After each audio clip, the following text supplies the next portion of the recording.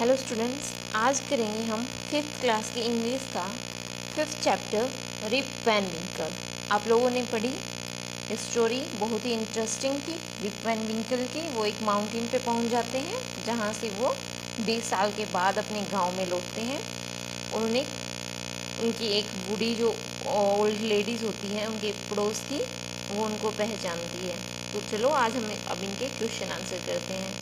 First है fun with new word. Circle the correct meaning of the given word. You may need to use the dictionary. Ideal away का मतलब होता है wasted, waste करना। Constant means study. आप इस पे study पे सर्कल कर देंगे। Companion means partner पे सर्कल कर देंगे। Realize means to understand. Descend का मतलब होता है टू मूव डाउन। बैरल जो था उसके पास अ वुडन कंटेनर, लकड़ी का एक कंटेनर। कंटेंट्स होता है the index of a book. Next question है match the word in the box with their meanings. You may take the help of the dictionary. Blizzard, astonished, foothill, stroked, familiar. Near the lower part of a mountain, जो lower part है mountain का उसे हम बोलेंगे foothill. With grey hair, grizzled. To rub gently, stroke. To be very surprise, astonished, surprise है ना, अटोनिस्ट। Known to you, जिसे आप जानते हैं, उसके साथ आप क्या है, फेमिलियर। Let's read. नेक्स्ट में हमें बताना है ट्रू और फॉल्स। आपने स्टोरी अच्छे से पढ़ी है, आप ट्रू और फॉल्स बता सकते हैं। See whether the following sentences are true और फॉल्स। फर्स्ट बताना है Rip was kind to children, ये क्या था, true. Rip was a hard working man, no he is a lazy man. ठीक है, तो ये है हमारा Rip was a hard working man, ये है फॉल्स। नेक्स्ट देखते हैं।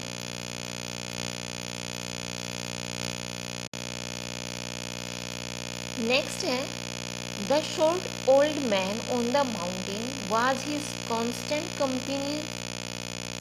तो ये क्या है, फॉल्स। वो उसे माउंटेन पे ही तो मिला था, पहले उसे नहीं पता था। ठीक है। नेक्स्ट है Rip held the old man on the mountain because he wanted to have a drink from the barrel. क्या उसने रिप वैन विंकल ने इसलिए उसकी हेल्प की थी उस ओल्ड मैन की, ताकि वो ड्रिंक ले सके उस बैरल में से। तो ये भी क्या है, फॉल्स है, उसने इसलिए उसकी हेल्प नहीं की थी। नेक्स्ट है Rip was away for 20 years because he was asleep on the mountain. Yes, ये था true.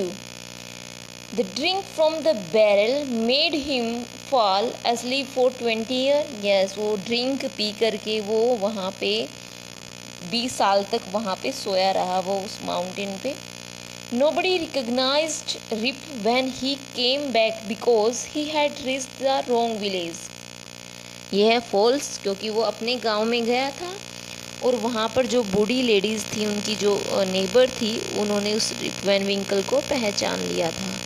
Okay, complete the following sentences. ये हमें बुक से देख के कंप्लीट करना है। Rip's village was situated at the foothill Catskill Mountains। ठीक है। The children of the village loved him because क्यों, he used to play with them, told them story and taught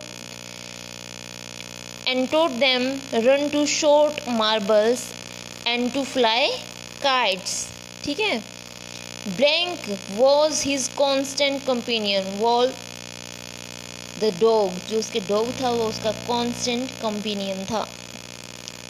Next है the villagers stared at him because they did not seem to know Rip। वो Rip के जैसा नहीं लग रहा था, इसलिए वो उसके ऊपर स्टेयर कर रहे थे। The old woman who recognized Rip was his neighbor। जो उसने पहचान लिया था ओल्ड लेडीज ने, वो उसकी क्या थी, नेबर थी। नेक्स्ट देखते हैं।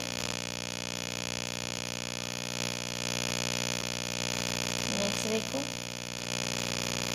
What was the strange thing about the man on the mountains, जो माउंटेन्स के ऊपर जो मैन रहते थे उनके बारे में स्ट्रेंज थिंग क्या थी वो उन्होंने पूछा है।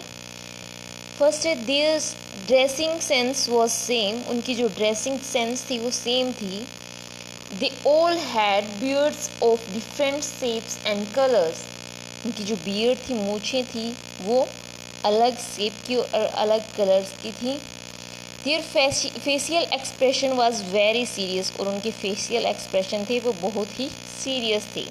दे वर साइलेंट ऑल द टाइम, और वो हमेशा साइलेंट रहते थे। नेक्स्ट करते हैं,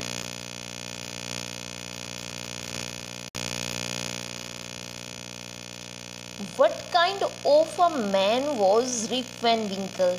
Rip Van Winkle कैसा आदमी था ये हमें बताना है।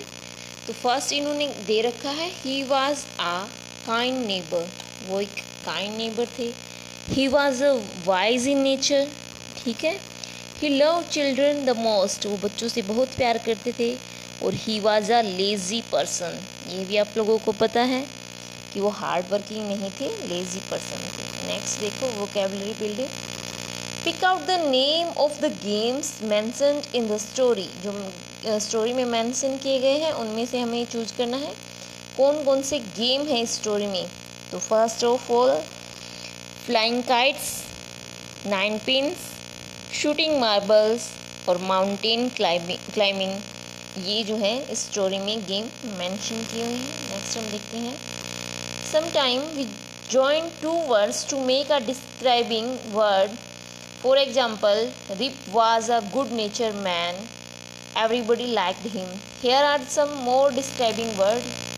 Use them to complete the given paragraph. तो हमें एक given है, वर्ड्स जो हमें गिवन है इसका यूज़ करके हमें जो नीचे पैराग्राफ दे रखा है ये हमें कंप्लीट करना है।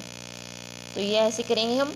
Mrs. Das has a part-time job in a clothes shop, ठीक है, पार्ट टाइम जॉब करती थी Mrs Das.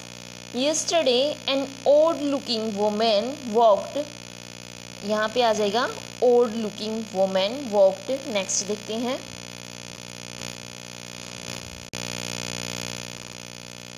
an old looking woman went into the shop. She was wearing high-heeled shoes. A sweet-looking dog was with her.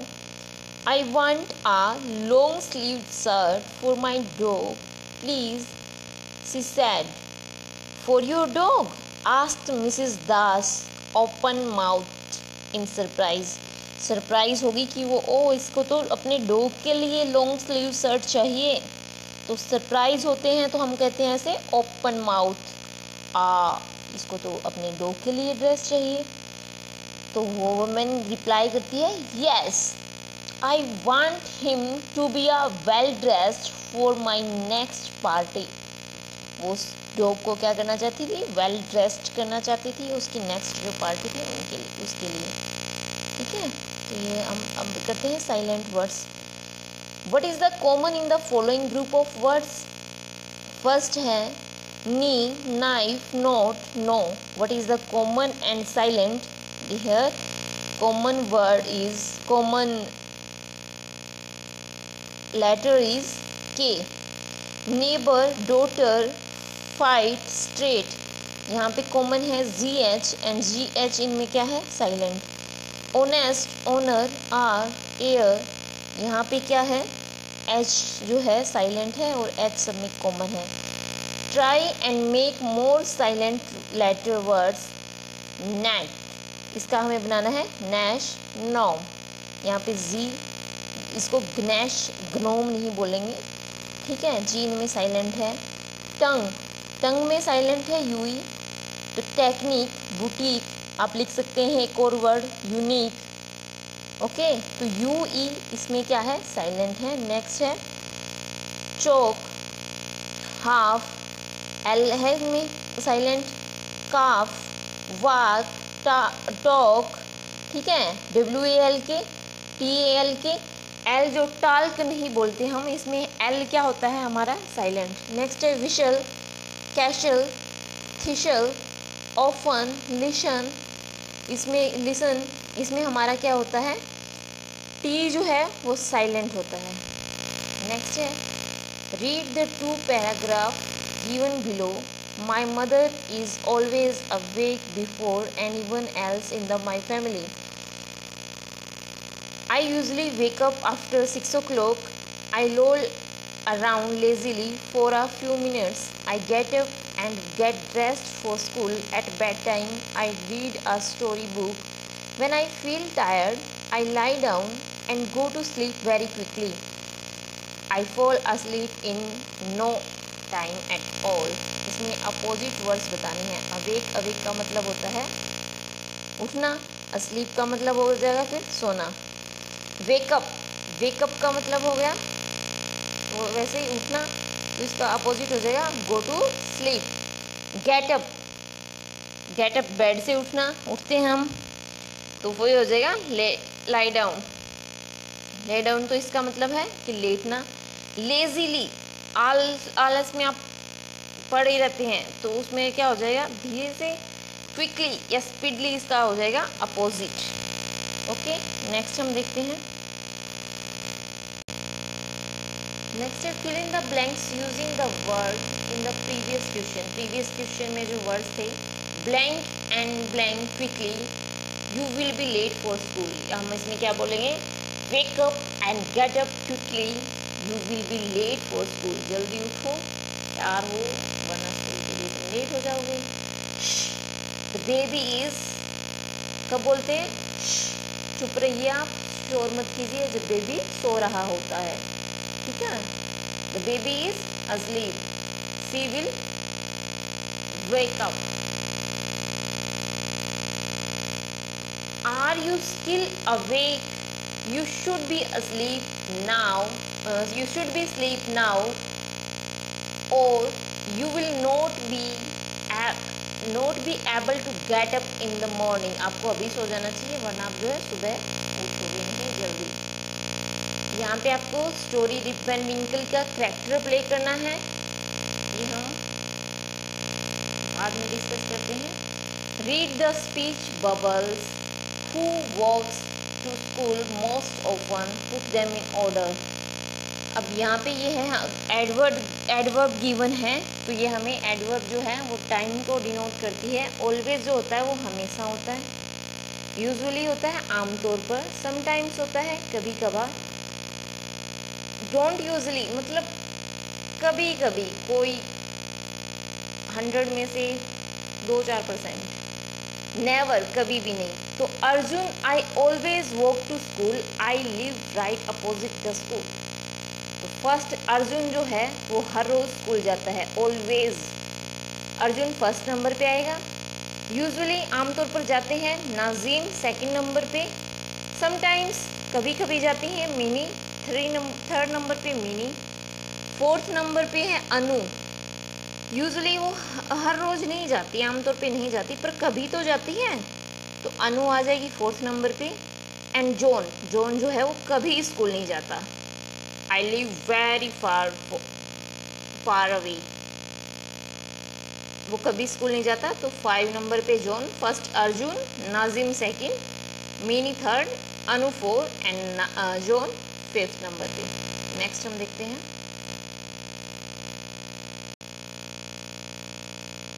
Right about yourself using the following expression, do you play in park, go to bed late, choose over food, study hard, etc. ये आपके पास words हैं, ये भी क्या है, आपकी adverb है, ठीक है। एडवर्ब ये डिनोट करती है एडवर्ब ऑफ टाइमिंग, ठीक है। ऑलवेज हमेशा, फ्रीक्वेंटली बार बार, यूजुअली आमतौर पर, ऑफन अक्सर, समटाइम्स कभी कभी, रेयरली शायद ही कभी, और नेवर मतलब कभी नहीं। एग्जाम्पल है I always do my work neatly, मैं हमेशा अपना काम सफाई से करती हूँ। तो इस एनी वर्ड्स का यूज़ करके हमें और सेंटेंसेस बनाते हैं, मैंने ये बनाए हैं, ज़रूरी नहीं आप ये सेंटेंसेस बनाएं, आप और भी बना सकते हैं। I usually go to school with my sister, आमतौर पर मैं अपने सिस्टर के साथ जाता हूँ। My grandfather often tell me stories. अक्सर मेरे दादाजी मुझे स्टोरी सुनाते हैं। Sometime my father takes us for an outing. Sometimes कभी कभी मेरे पापा मुझे आउटिंग के लिए हमें लेके जाते हैं। आई रियरली मिस माई स्कूल। बहुत ही कम, मतलब शायद ही कभी कभार हम मिस कर देते हैं अपना school. The lazy man frequently neglect his duty. जो लेजी मैन है वो फ्रीक्वेंटली, बार बार जो है वो अपनी ड्यूटी नेग्लेक्ट करता है। नेक्स्ट है use the following clue to complete the following sentence. ये वर्ड्स गिवन है, हमें इनमें से इनका यूज करना है। Write 3 new things you have done in the last 3 year. ऐसी चीज़ें लिखनी है जो आपने लास्ट 3 ईयर्स में सीखी हैं, की हैं। I have started reading story book. I have started learning English. आपने कुछ और चीज़ सीखा है, जो चीज़ सीखी है वो आप यहाँ लिख देंगे। I have started playing football. आप कुछ भी लिख सकते हैं, playing cricket, playing football, playing badminton, anything. Right 3 things you have not done in last 3 year. आप ऐसी चीज़ लिख सकते हैं जो आप लास्ट 3 ईयर्स में आपने नहीं की हैं। ये मेरे एग्जाम्पल हैं, आप अपने लिख सकते हैं। I have not played tennis, table tennis. मैंने पिछले 3 सालों से टेबल टेनिस नहीं खेला है। I have not told a lie. I have not watched a movie. इसी के साथ ही हमारा ये चैप्टर हुआ कंप्लीट। ठीक है, अब हमारी नेक्स्ट पोइम है क्लास डिस्कशन, वो हम करेंगे। इसी के साथ ही हमारा ये चैप्टर होता है कंप्लीट। Thank you.